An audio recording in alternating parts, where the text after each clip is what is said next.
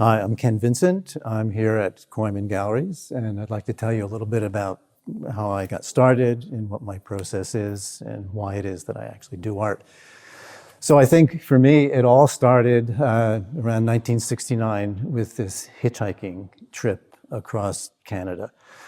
And I got stuck outside of Moose Jaw for 3 days. No one would pick me up. And I had to lie down in the ditch while these massive thunderstorms just cruised overhead day after day, hour after hour. And I got a good look at what skies do on the prairie. And included, of course, in the prairies are grasses. So my first batch of paintings here with Koyman ended up being the prairie scenes, prairie grasses, with basically they're minimalist landscapes with mostly sky.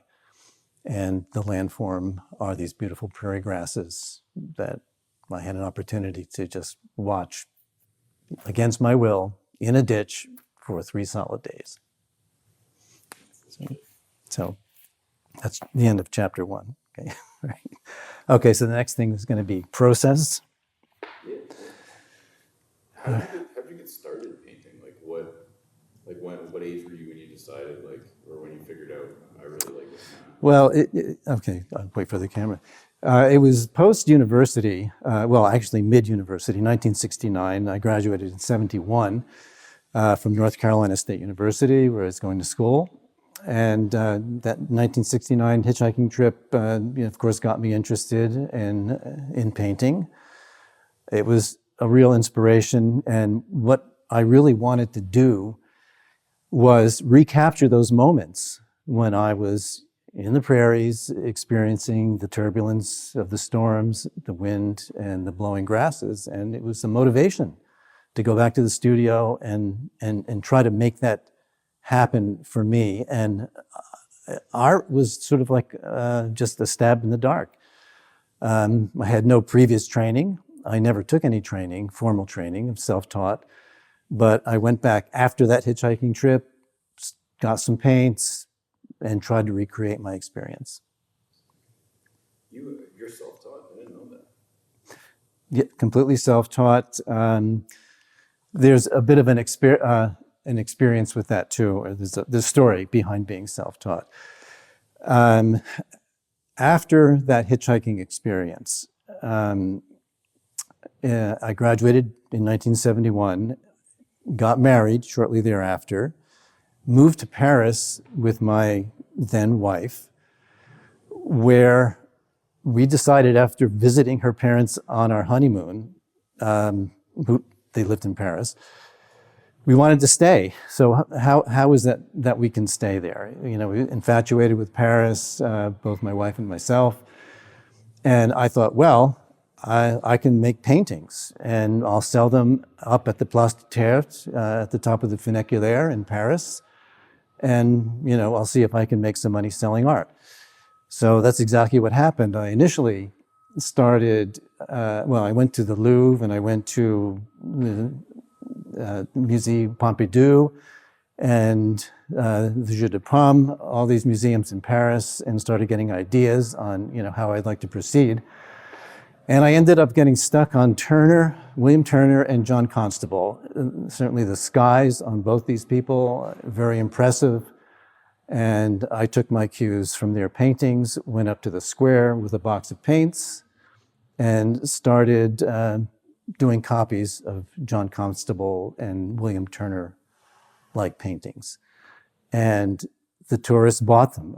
I was amazed. I'd be up there behind my easel, painting away, learning as I went.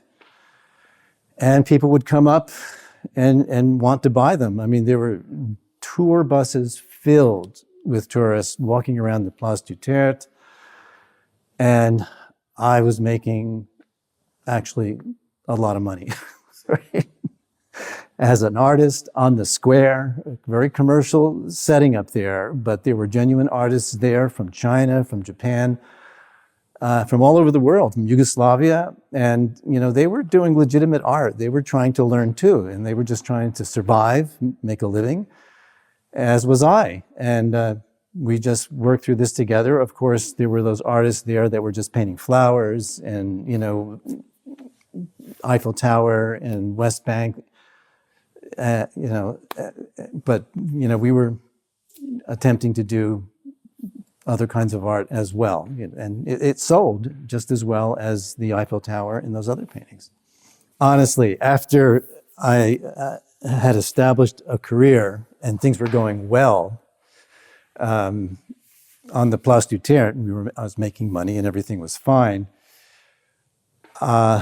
Christmas morning came around, and it's a big day for artists to sell a lot of paintings up on the square at Christmas time. But in order to sell, you had to get a spot up on the Place du Terre. In order to get a spot, you had to arrive really early in the morning. So I got up at 2 a.m, walked up the stairs of the Sacré-Cœur up to the Place du Terre, set up my easel, set it up by 3 a.m. in the morning, realized that I was all set up, ready to go. So I went back down to my apartment at the bottom of the stairs at the funicular, and intended to fall asleep for maybe half an hour to an hour or so. I woke up many hours later, went back up to the square. My easel was gone because the police went around and they had this habit of collecting and removing any easel that did not have an artist working behind it. So in order for me to start painting again, I would have to go to the police station, pick up my easel, at which time they would ask me for my green card, which I didn't have because I was in Paris basically illegally. No one had ever approached me before. I was just being an artist. Everything was going fine. I never dealt with any bureaucracy while I was there for that period of time. So I decided to go into the police station and ask for my easel back. When I got to the police station, there had been some horrendous incident in northern Africa, and the police station was filled with refugees from Africa having fled from basically machete attacks on their village. And the police were not processing any green cards for a long time. After that, there was no point in me actually even applying for a green card. But I was in their files now, and I actually had to leave Paris. So that happened. And so that's what happened. Then I came back to Canada and moved to Ottawa and started an art studio in Ottawa, and then moved to Quebec, and that's where my studio is today. So maybe you can use some of that. One thing I didn't know is that the skies and like that experience hitchhiking was kind of the start, because I've looked through your book and right. Thanks for you talked about some of the stuff from the 90s, which I love. Yeah. I kind of assumed that stuff came first and that the skies came later. I didn't know that was kind of the inflection point too. Yeah, well, if you're talking about the digital art or some of the realistic paintings like the florals and stuff like that, it happened as interludes. A lot of that stuff happened as interludes, just to take a break from doing landscapes. But my idea about landscape solidified with that prairie experience.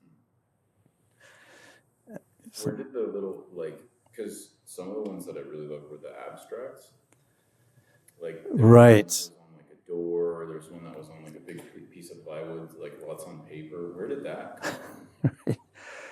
Those were my very first attempts at doing any art at all. So that was an experimental phase that no one was interested in except for me. So I never exposed them. I never took them to any galleries. They just happened really early on in my career. And I hadn't ever attempted really any landscapes during that period. I had just done a lot of abstract art, which in the end can feed in realistic paintings, the landscapes, for example, because you can discover effects while you're in the studio being all kind of really loose and splashy by doing abstract art. And some of those abstract images can remind you of cloud formations or water or things that work really well in abstracted landscapes and add a lot of vitality to what would normally be a sort of a highly realistic version of a landscape. It can sort of remind you that you don't have to do realism. You can do abstracted landscapes, and they make their own very unique contribution to your artistic repertoire, and it can be actually much more exciting to have these abstract shapes and forms in your paintings, and it creates a separate genre from the sort of quite realistic skies and prairie scenes that I've done.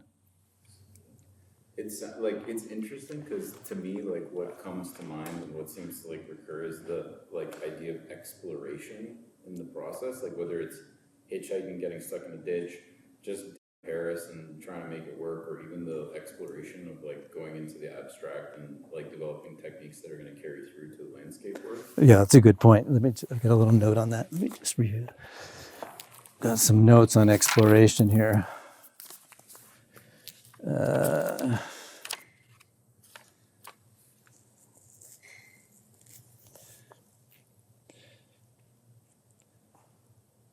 Okay, some of the more important principles, that influenced me in the studio and got me started and kept me going are things like curiosity. Okay, and curiosity is all tied up with what happens if I do this, or what happens, if I do that. Let me just see what happens, if I take a brush and, do some experimental gestures and then smear it around with a particular tool. So that feeds into exploratory thinking. And that's also part, with this exploratory thinking, that's also a part of seeking personal truths. Basically, I was just trying to make myself satisfied that the image looked real, felt real. Does the air feel like air? Or does the sky feel like a real sky? And do the grasses feel like real grasses? This pursuit of personal truths also leads to, is this convincing? Am I convinced that this image really feels like a place that I've been? Is it making me re-experiencing? Is it making me re-experience something that I've seen in nature? Okay, you have to, let's see.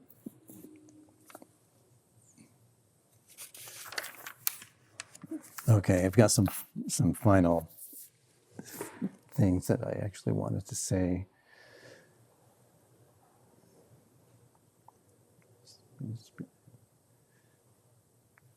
Okay, I also think one of the most important things that an artist needs to figure out is how to experience success and failure with equanimity. If you can figure that out, you can see that this can lead to clearing and maintaining a path to psychological freedom in the studio. What you don't want is a sense of fear, sort of inhibiting you from having sort of freedom of gesture, freedom of thought, and a freedom to experiment. So if you're able to accept your failures right along with your successes, with that sense of equanimity, then there's nothing that's ever really at risk. You don't have to succumb to what can be a paralyzing experience where you're afraid to be using up your art supplies and nothing will come from it. You just need to purge yourself of that fear. And of course, that's a natural byproduct of this equanimity that I mentioned. Okay, one more thing. It's very important that you are able to cultivate your artistic instincts. And there's one way to do that. And you need to put time into the studio. And it has to be a lot of time. And you just have to pursue your ideas relentlessly, keeping in mind this thing about personal truths. Are you convinced that what you're looking at, is a reflection of reality? Is it convincing? That's the main thing. And is it satisfying for you to look at? I have a question. Yeah. How much, because talking about personal truths, talking about exploration, talking about it needs to be convincing, like, does it represent reality well? How much of like an emotional state comes into play? Because one thing I find with your paintings, they're all quite convincing and real. They all have like they all draw an emotion. Do you know what I mean? They're all very convincing that it's realistic, it looks like a real place, but they all have such a distinct mood to them and like the variation in mood from painting to painting. Do you go into it with like, I want this painting to feel this way? Or does it generally reflect your emotional state, or is emotion kind of just a secondary byproduct? Well, the emotion that you're experiencing in these paintings might be because of the honesty in them. It might be almost shocking how honest the imagery feels. And that's a requirement for me to let it out the door. If it doesn't have that element in it where it almost makes you emotional by looking at it because of the beauty of nature is there, you're experiencing it. Yeah, that's going to be emotional. Do you find that so I don't paint, but I like play music, and I find oftentimes, depending on the mood that I'm in, if I'm sad, if I'm happy, if I'm angry, if I'm whatever, it tends to affect what comes out, like what I create. Do you find that's the case with you, or is it kind of like when you set out to do a painting, what's kind of the primary driver? The primary driver for me is often, I wonder if this is going to work. I mean, I wonder if I do this, what is it going to generate? And a lot of these techniques that have worked so well for realism were basically accidents that I noticed while doing abstract paintings. And I just realized that, that accident would lend itself really well to a sky. This procedure, this process that I've stumbled across by me just trying to make something out of nothing or something out of a splash by smearing it around with this particular tool, it ended up looking like a total cloud, right? And I wasn't even attempting to do that. It just, wow, that looks like a cloud. I can use that. And I will use that, and I'll use it relentlessly because it's a very successful cloud. And that technique, if you can duplicate it and practice it, it just turned out that that particular technique was easy for me to duplicate. It wasn't a matter of trying to duplicate it. It was a matter of just doing it. Oh, this worked. I discovered it. I am honored to be in the presence of this thing that happened on the canvas when I happened to be looking at it and being with it and doing something random maybe. But now I've discovered you. I've got you now, and I'll use it. And that is the whole kind of the genesis of all these skies started right there with an accident. By using a tool, it was a wallpaper smoother, some paint on the canvas, spray a little water on it, started swirling it around, pushing it, playing it out in various ways. And my God, it actually turned into a sky. So there you go. Right. Do you set out with like, I want to use these colors, I want it to be this level of like dramatic, or I want to use these colors and have it be kind of lighter? Or is it just, you're just doing the thing and seeing what comes out of it? Well, after a lot of time being in the studio and experimenting with different color codes, it turns out that certain color codes work much better than others. They generate a successful painting. So that black and gold combination always generates a successful feeling painting. It's just that every painting is still its own journey. Even though I've done black and gold, black skies and gold landforms many times in the past, I still have to work hard to get it to look right in the end. It's not a foregone conclusion that it's going to work out. In other words, I can't fly on autopilot and expect just because I've done it before, it's going to happen again beautifully. It does not. You have to work hard to get all the almost unseeable things to happen for that landform or that sky to actually come into its own and be what you need it to be to get that emotional, convincing thing happening in the piece. How do you know when a painting's finished? Well, the way I can tell that the painting is finished is I feel relaxed. Right? It's not just a matter of satisfaction. I mean, trying to get it to that point can get stressful. You're on edge. You're waiting for the last thing that you do to be the thing that allows you to breathe easily and back up and go, yeah, okay, now that painting makes me feel relaxed. And that is my cue that painting is done. That's a good answer. I have a couple like kind of preset standard questions. Great. When's your favorite time of day to create? Favorite time of day. Well, over the course of like a 30 or 40 year career, that has varied. There were times when I'd be working in the middle of the night. That'd be nice. Other times that I wouldn't have the energy by the time night came around, and I would have to work between 10 in the morning, and 2 in the afternoon. It's a real crapshoot. It varied dramatically from epoch to epoch, we'll say, or decade to decade. And what like motivates you to create? Like what's you're going about your day, doing your thing, whatever, what like lights the fire that you're like, I gotta go create? It's mostly curiosity. I'll just be, I'll see a photograph, for example.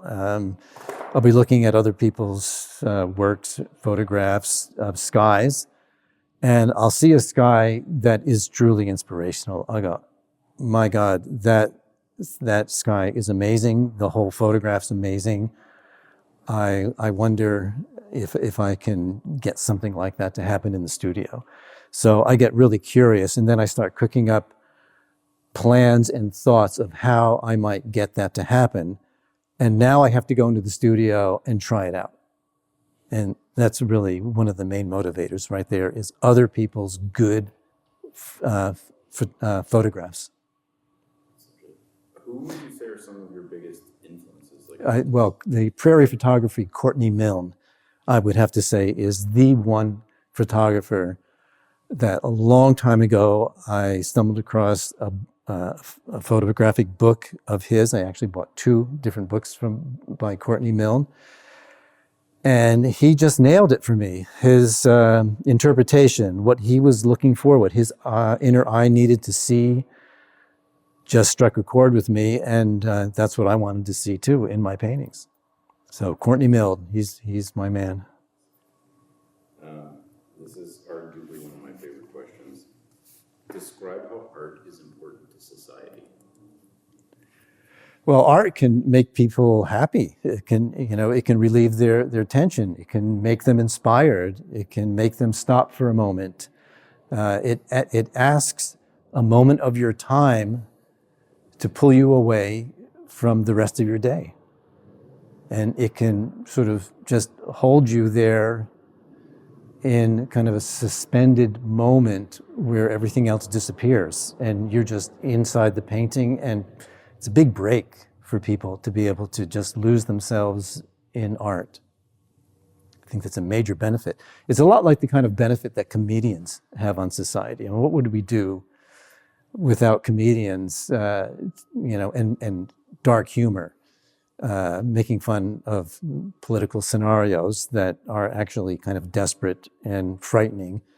Well, you hear a good comedian address the important topics of the day, and you don't feel so frightened. It's a similar phenomenon. Lose yourself in the moment and get away from fear and anxiety. Does art help you in other areas of your life? Well, it helps put food on the table. Yeah, there's that. Right? It's an occupation, but no, it's a need. I'm not going to pretend for one moment that it's not a need to do it. It's just something innate in my sort of being that it has to happen. And if it doesn't happen, there's less meaning in my life if there's no art.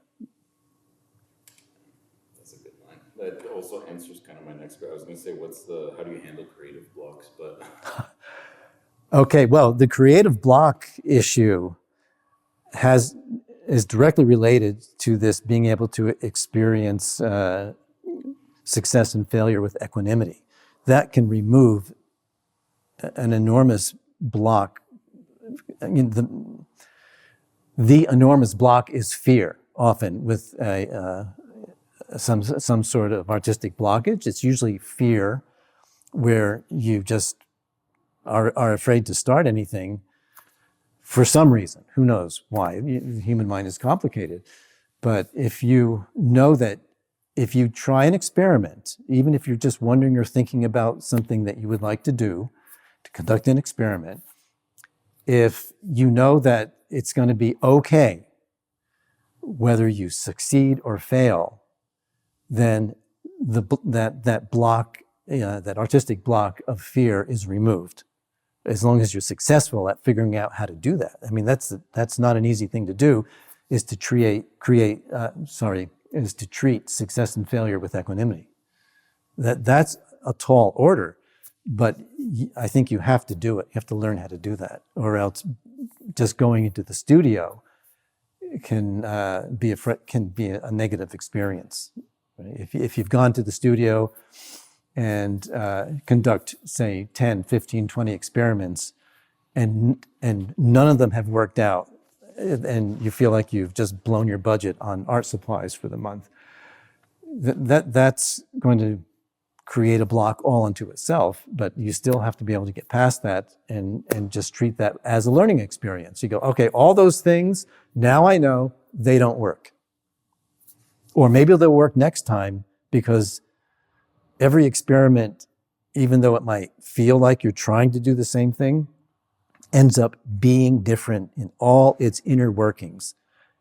Different things happen every single time, even though you think you're doing the same thing over again. What's actually happening and the final result is often, frighteningly, dramatically different from the last time you did it. So I've had this experience with doing art.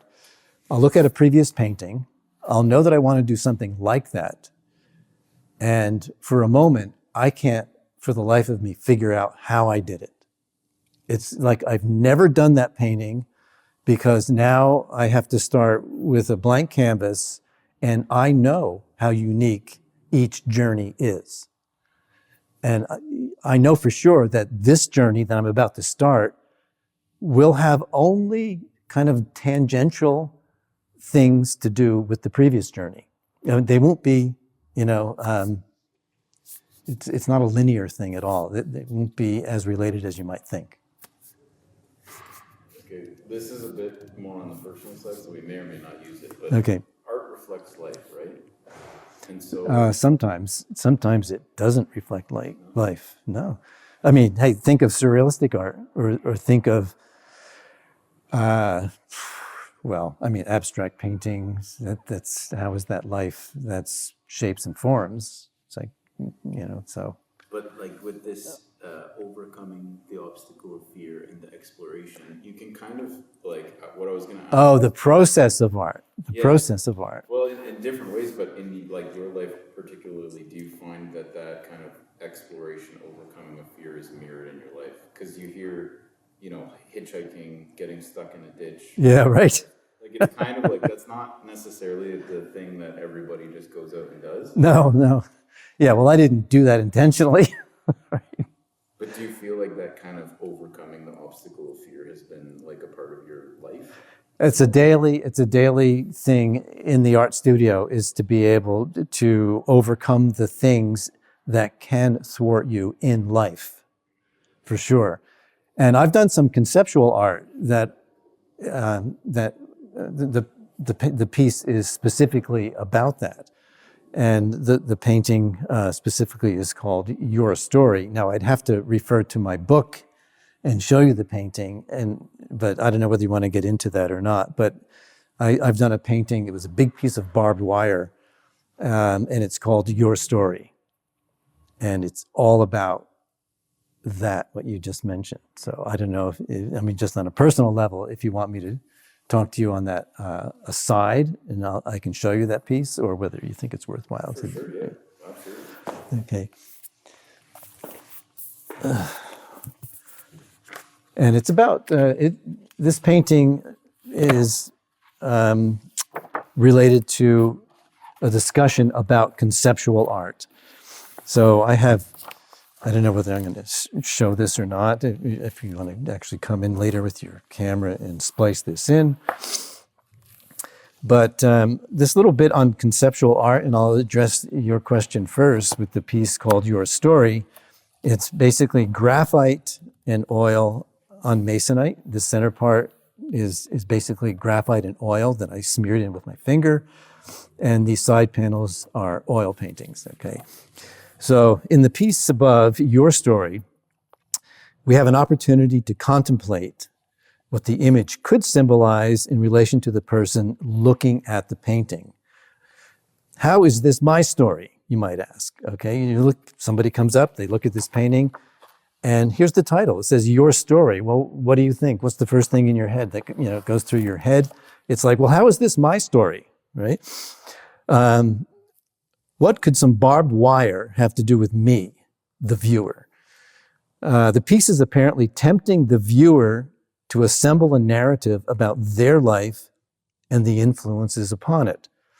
Hint, as it turns out, most humans have goals and aspirations. I'll start that again. As it turns out, most humans have goals and aspirations, which in turn can be frustrated by things that try to stop them, like health, money, people, anxiety, or a host of other things. The barbed wire represents the big, obvious deterrents. The side foliage can represent subplot deterrents. The blue sky beyond probably doesn't need interpretation, but in the final analysis, this piece has become about the viewer. It's an impromptu invitation for the viewer to look at their life and think about the barriers confronting them, while optimistically offering a reminder that success is in the picture. So that's Your Story. And it's big. It's a big piece. It's 48 by 72. And that's Your Story.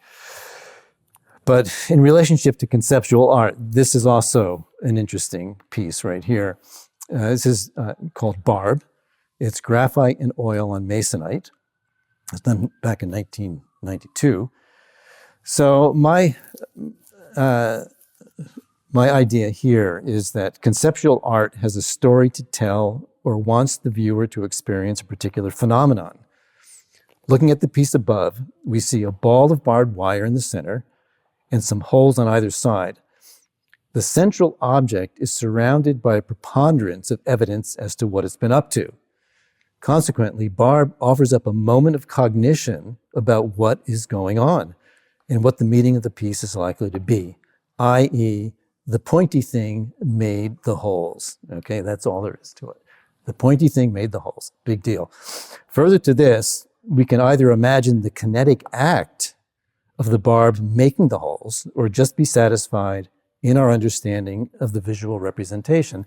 So you can imagine this thing hovering off the page, twisting around, going over and, attacking, making the holes, spinning around, coming back, and just going back, hovering, statically, ready to make its next hit. And you can make up your own story about this. And so that's what that painting is supposed to do for you. But there's this other thing that I call conceptual targeting by changing the title.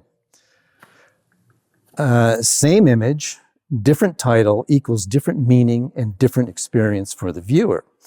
Now, suppose Barb had been given the title Oppression, okay?